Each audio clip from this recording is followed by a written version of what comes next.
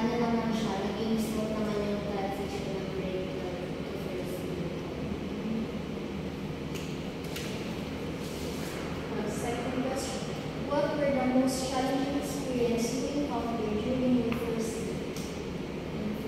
Since blended nga, ang naging challenge lang sa akin mag-open ng mundi since hindi ako mabilis ako ma-distract pag sa online. Tapos parang syempre pag maraming days na suspended, parang na yung utang ko, parang inisip ko na walang pasok, dapat wala akong gagawin ganun. Yung, like, sabi mo na sa yan, yung mga kasanudli o yung meetings?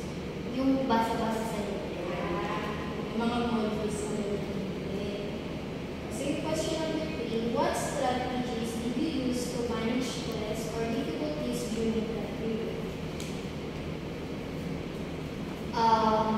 Kapag may stress ako, ang ginagawa ko coping mechanism, minsan nakikinig lang sa music, tapos nakikipagkwentuhan ako sa mga classmate ko, tapos hindi ko siya masyadong iniisip na stress ako. Parang dinidistract ko yung sarili. So, ang coping mechanism is distraction. So, question number 4, did you feel a sense of belonging in your university during your first year? Why or why not? Napipil ko naman kasi parang hindi ko napipil parang lagi akong left out, ganun. Parang dito yung band namin mula first year hanggang ngayon, okay naman siya, hindi naman ako na-left out sa group ganun. Parang nag-swap yung campus.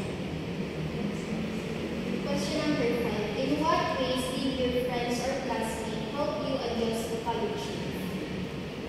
May mga times na nakakalimutan ko gumawa ng activities. Tapos sila yung parang nagpapaalala sa kanila, uy, nagsalit ka na ba ng nagsalit? Ay, hindi pa. Sige nga, magsasalit ka na. Parang sila yung ko din. Kumbaga, hindi lang sila classmates sa akin. Parang tinutulungan talaga nila ako. Sabay-sabay kayo. Yan yung circle na. Looking back, how do you think you've changed since your first year in college?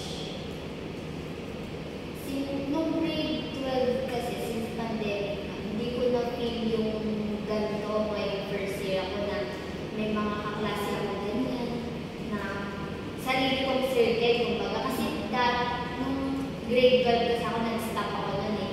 Tapos, iba na yung naging kaklase ko nung second sem. Tapos, may kanya-kanya na silang nabuong circle. So, parang ako nun, nung pumapasok ako ng grade 12, diretso yung wala talaga ako kaibigan. Pero ngayon, siya? Dito, May circle, diba? Tapos, ang pagpasok ko may bibigyan, nakakawasama siya. mas enjoy yung first year. How did the academic environment influence your adjustment to university life? How did the academic environment influence your adjustment to university life? Hindi ako nahirapan mag-adjust since parang yung school na is sobrang siya, Tight bond? hindi. Parang kumbaga hindi ako diba yung dito yung expectation ko sa school, parang makakontrol siya. Parang siya, nag-iba siya nung pagpasok ko dito. Tapos yung learning environment maganda. Tapos basta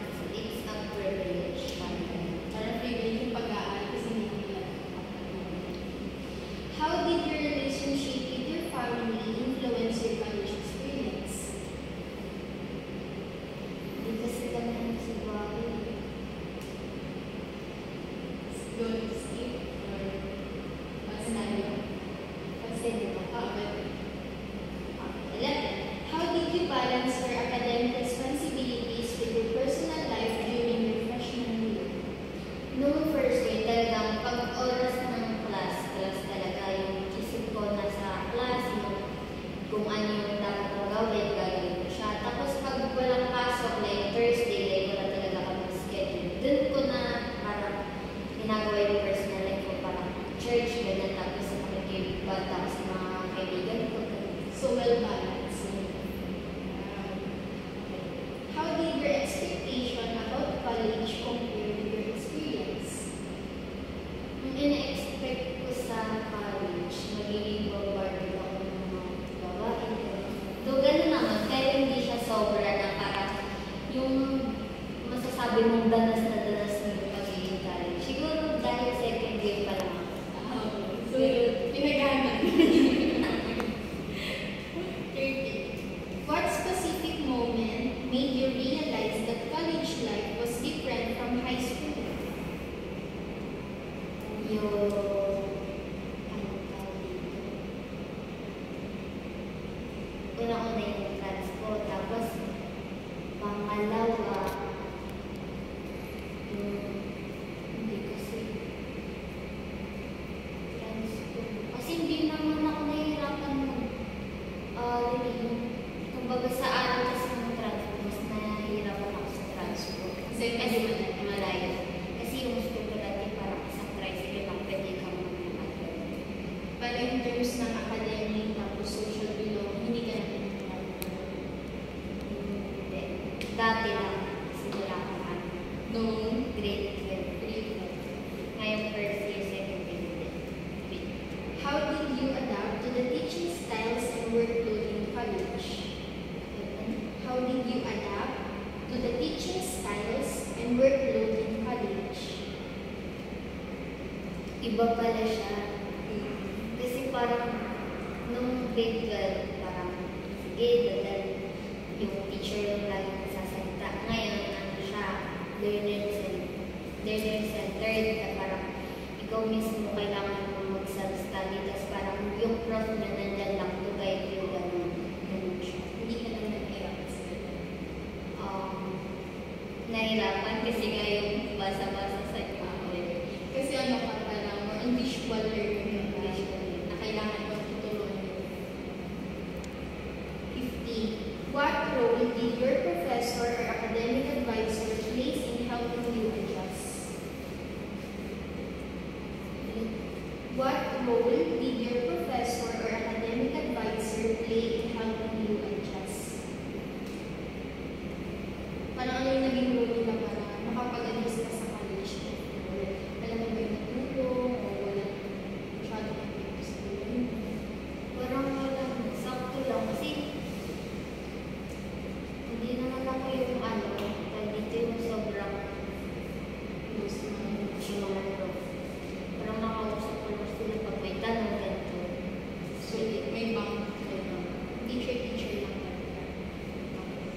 How did technology or online learning platforms affect your adjustment as a college student? Sobrang laki ng niya. Kasi though nag-online class na nga nung grade 12, pero ngayong college kasi you have to work it on your own. Parang syempre as a first year ako, nahirapan pa ako kung paano. Kasi saan ako pupunta sa new grade, yan ang pipindatin ko, gano'n. Yun yung parang So, hindi talaga ang problema natin. hindi. Yung Google Meet, Newbie. Kasi, alin sa Newbie ang yung module lang o yung kung paano ka mag-navigate or ganito. Yun, yung kung paano ka mag-navigate na. Ang saan yung pipindatin ko? Kasi ano siya yung iba parang, di ba may course index dito? Kaya, kapag doon ka tumingin, parang may iba doon na hindi na-relate. Kaya talaga, i-open ko pa yung doon ako na confused.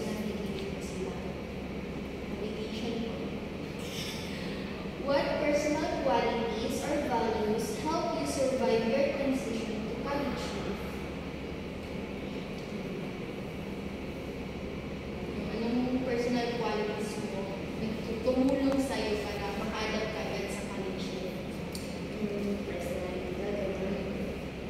Ito, yung pagiging jolly ko.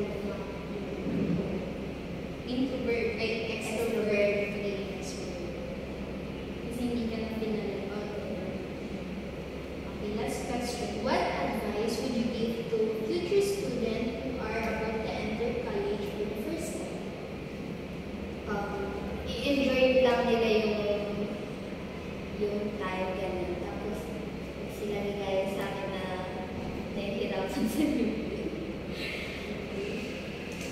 Any follow-up question po?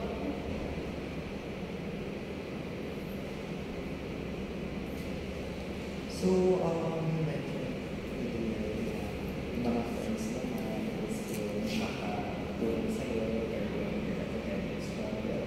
So, tinanong ka na ba nila paano mo navigate ng movement? Hindi kasi ako nagtatanong minsan eh. Siguro yun yung ano ko na nahiya ako magtanong. Pero, may isang time na nagtanong ako sa pinaka-close ko talaga na, saan pipindutin? Ganito, ganyan. Tinuro niya naman sa akin. Pero may iba talaga na ano. Siyempre parang napapansin ko na, parang tatanong na naman ako kay ganito. Nakakaya na. Parang tinatry ko ng sarili ko talaga yung mag-iisip. So, aside sa nahiya ka, ano yung mga iniisip mo na pwede mo nang sabihin sa'yo pag nagtanong ka about sa simple things na parang feeling mo ba na parang do you feel small or Parang ganun. Piling ko iisip mo, ano ba naman ito? College ka na, teka pa rin parang lang sa technology. Ganun. Hindi kasi ako techie eh. Pero during those first year mo na nakasama mo sila sa mahabang tanong mo, do you think na gano'n sila mag-isip or Hindi naman sila ganun. Parang i-feel ko lang ganun yung sasabihin sa akin. pero during those time na naging first year ka, nawala naman yung ganun feeling. Okay. Wala. Okay na tayo. Any follow-up? Oh, wait lang. So,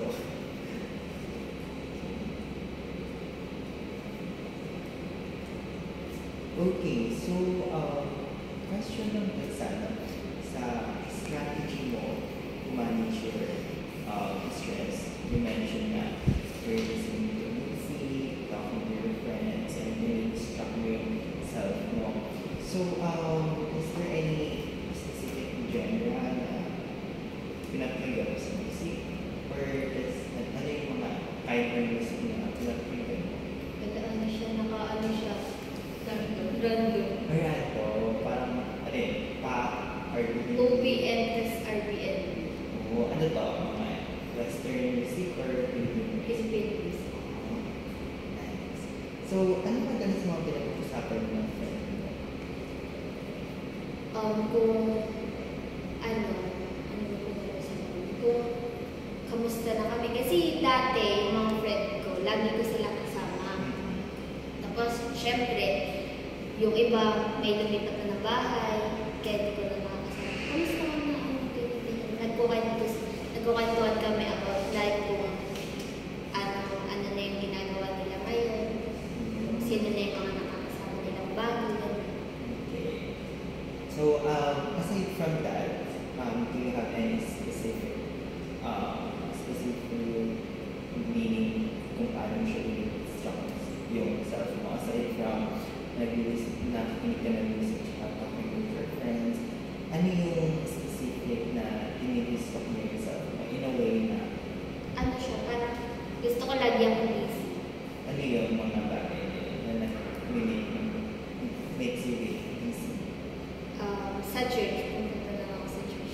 Church. Oh, okay. So, ano ka? Mga away? Kanina. Kanilin. Okay. So, it's nice. So, did you hear in your question, do you feel a sense of belonging in your university during the first year? You answered yes, you're comfortable because you feel like it's perfect school, you're comfortable. So, confused lang kasi you expected na culture shock pa. Ano yung specific na culture shock na ni-expect mo na hindi mo naranasan na first year? Hindi kasi diba, university, parang isip ko lang, dami mo yung doon, kami sakto lang, gano'n.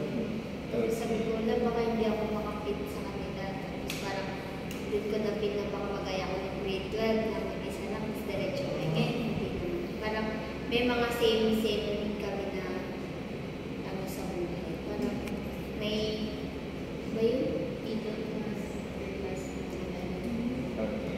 So, when it comes to faith, ano to? When it comes to wealth or intelligence or ano? Overall, general lang siya. general. In general.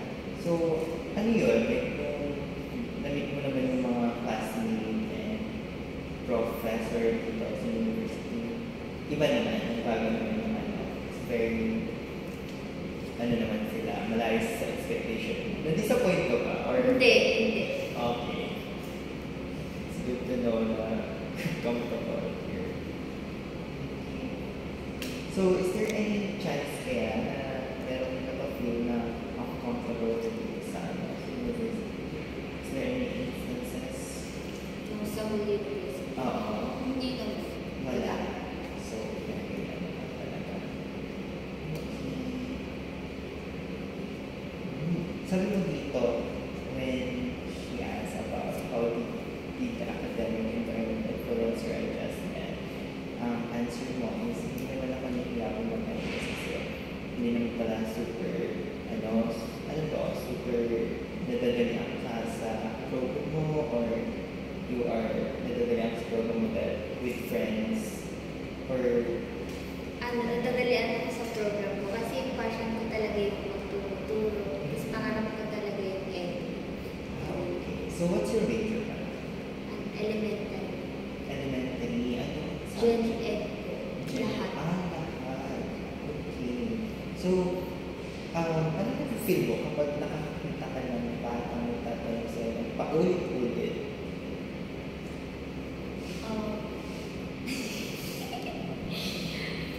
Hindi ko pa, wala pa kasi siya nagtatanong sa akin. Wala pa. How about friend? Like parang may something na, ay, sabi ko na yun sa iyo, tapos tatanong pa ulit. Ay, kung paano ko ulit. Iba naman, ulit-ulit. Ganun.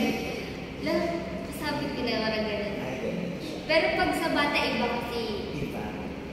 parang, parang pag sila yung nagtanong, ganito po, ganyan sila. Pero yung pag sa classmate, ay, kakainin, parang ganun na yun.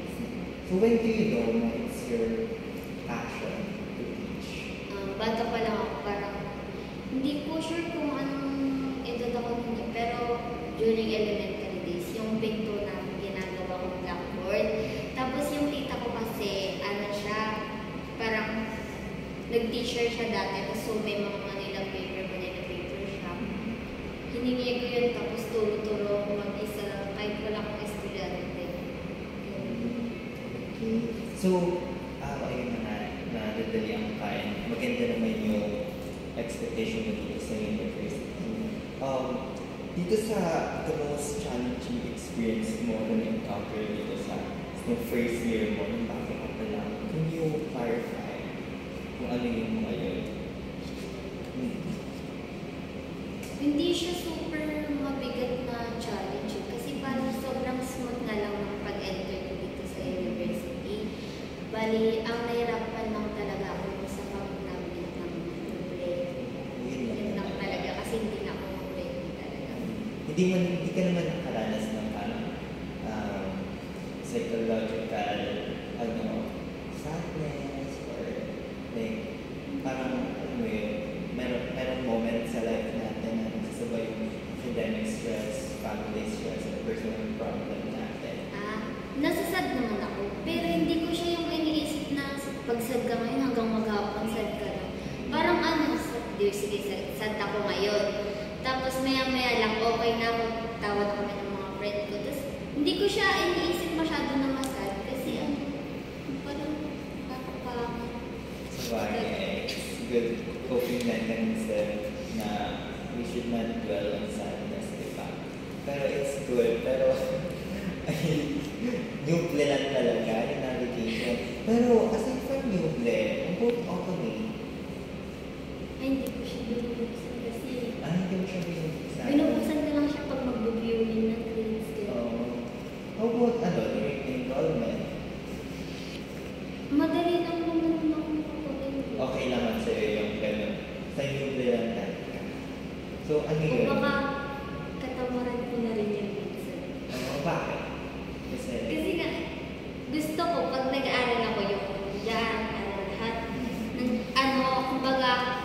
Gusto ko hard copy, ayoko lang sa online.